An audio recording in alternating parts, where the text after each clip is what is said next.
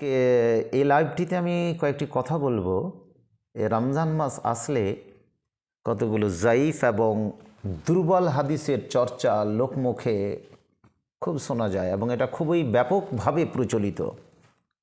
তো আমাদের জেনে নেওয়া উচিত কি বাস্তবে কি বা সত্যিকারই কি সেই যে কথাগুলো প্রচলিত বা যে হাদিসগুলো তার কোনো সূত্র বা তার কোনো সনদ বা তার কোনো সোর্স আছে কি না, এগুলো বাস্তবে রূপদান করা যাবে কি যাবে না, এরকম হাদিস আলোচনা করা যাবে কি যাবে না, এক্ষেত্রে আমাদের কি কি করণীয়। যেমন একটি হাদিস আমরা বর্ণনা করে থাকি, বাস্তবিক রমজানুল মুবারকের গুরুত্ব এবং ফজিলাত যদি মানুষ জেনে যেত তাহলে আমার উম্মতবর্গের প্রতিটি ব্যক্তি সারা বছর যেন রোজা থাকে, সারা বছর যেন রোজা থাকে, সারা বছর যেন রমজান হয়, এ ইচ্ছা বেশ পোষণ করত। এটি একটি বানাওয়াট এবং মনোগড়া হাদিস, এর কোনো সোর্স নেই, এর একটা ওয়াহিয়াত একটি হাদিস আমরা বর্ণনা করে থাকি। পুস্তক, বিখ্যাত একটি পুস্তক হাদিসের আল মৌজুআত আমরা দেখে নিতে পারি, খণ্ড নম্বর 4 পৃষ্ঠা নম্বর 188 থেকে 189 পর্যন্ত আমরা মোটামুটি যদি একটু স্টাডি মোতালা করি তাহলে এই হাদিসটাকে আমরা পোস্টমর্টেম করে দিতে পারবো। সুতরাং আল্লাহ যেন আমাদেরকে এসব হাদিস আমাদেরকে যেন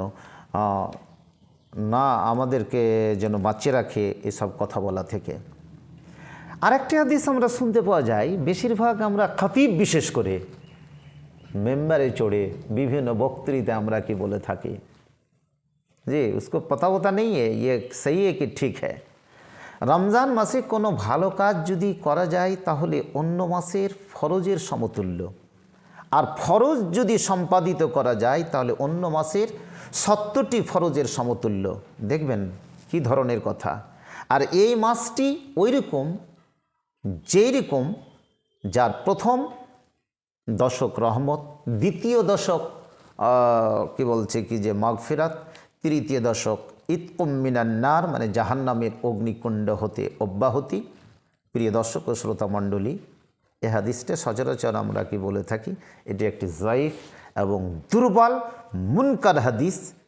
এর প্রমাণস্বরূপ আমরা বলতে পারি ইবনে আবি হাতিমের লিখিত পুস্তক এলালুল হাদিস আমরা যদি দেখে নিই ওই হাদিসটা বা ওই হাদিসের সনাদটি, তাহলে আমরা পেয়ে যাব যে এটা মুনকার, দুর্বল এবং জাইফ। সুতরাং এর থেকে যেন আমরা কি বেঁচে থাকি। আর একটি কথা আমরা বলে থাকি রোজার গুরুত্ব এবং ফজিলত সম্পর্কে আলোচনা করতে গিয়ে, যদি তুমি রোজা রাখো তাহলে স্বাস্থ্যবান হবে, এটি একটি জাইফ মুনকার, সানাদে এনকাতা রয়েছে।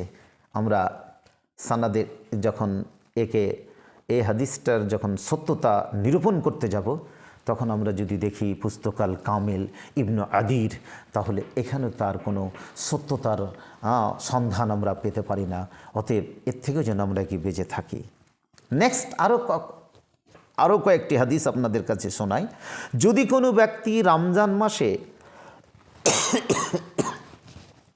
বিনা কারণে কি রোজা ছেড়ে দেয় বা ছুটে যায় তাহলে সারা জীবন যদি রোজা রাখে তথাপি তা পূরণ হবে না। এটি একটি জাইফ এবং দুর্বল এবং এখানে 3টি ইল্লাত রয়েছে উসুলে হাদিস অনুসারে। 1 নম্বর ইজতিরার, নম্বর 2 জেহালাত, নম্বর 3 ইনকেতা। অতএব এখানে করে এটা চলবে না। অতএব এই হাদিসের কোনো গুরুত্ব নেই, এই হাদিসের উপরে আমলও কি চলবে না। আশা করি আপনারা এই সমস্ত ওয়াহিয়াত, দুর্বল মুনকার হাদিসের উপরে আমাল করবেন না এবং এর থেকে বেঁচে থাকার জন্য আল্লাহ তাআলা আমাদের তৌফিক দান করে।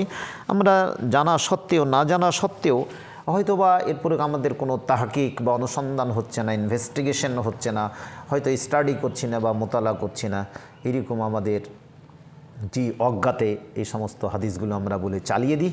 আশা করি এই কথাগুলো আমরা মুখে আনবো না, লোকমুখের চর্চা থেকে বিরত রাখার আমরা চেষ্টা করব। জি আল্লাহু আ'লাম ওয়া মা তৌফিকি ইল্লা বিল্লাহ ওয়া আলাইহি তাওয়াক্কালতু ওয়া ইলাইহি উনীব। আসসালাম, আল্লাহ হাফিজ।